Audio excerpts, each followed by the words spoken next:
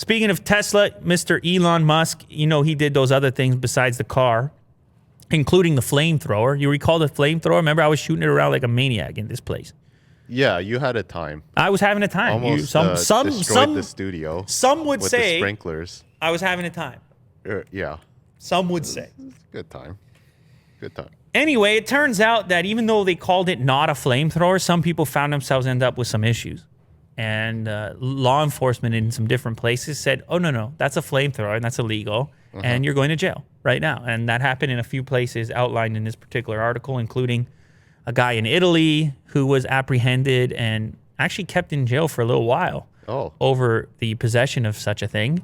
And another user who encountered in the UK encountered a police raid in which they entered his premises looking for his flamethrower. Jeez.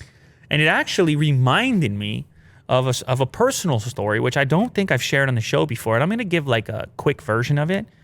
The taser smartphone case. Yeah. You recall that? I think you got shocked on that video. Yeah. How can I forget? And you can't forget. No one forgets getting shocked on video. After this video goes up, years later... This is a funny intro. Years later, Will, the police show up at my place. Yeah, why is he hitting the groin as well? Years later, the cops came looking for that taser. Because around here, that type of device is illegal. Even though it was shipped to us, depending on the spot that you're going to own such a thing, it's either legal. Look at young Willie Doo, by the way. Are you 12 years old there? That was a fresh face. Wow. You're so old now. Oh. Did it actually hurt? That still hurt.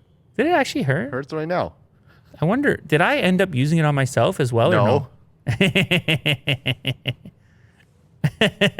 Just so casually shocking you? Yeah. Anyway, the cops showed up looking for it. At that time, I had already, I don't know, I sent it back or disposed of it. I don't remember, but I didn't have it. And they were like, nah, we just got to tell you. They didn't raid my house or anything. They just said, we got to let you know that particular type of device, they got a complaint from a local person. It was like, I know this guy is around here and he has that thing and you better pay him a visit. And it's crazy. It was me? Yeah, you ratted me out. Yeah. It was crazy, but that's the thing. I mean, you got to know about these different weapons and if it, even if you say on paper it's not a flamethrower, in certain regions, they're going to potentially feel differently. I think to date, there's like 1,000 cases of people running into trouble over that particular flamethrower. Did I make that up, the 1,000 number? I read it in the original story. Yeah, more than 1,000 flamethrower purchasers abroad have had their devices confiscated by customs officers or local police, with many facing fines and weapons charges. So, I mean, yeah, I guess there's some risk involved. Us, on the other hand, we just had a good time, and the police did not visit for this one. So maybe in Canada, we're okay. Look at me adjusting the flame. That thing is wild.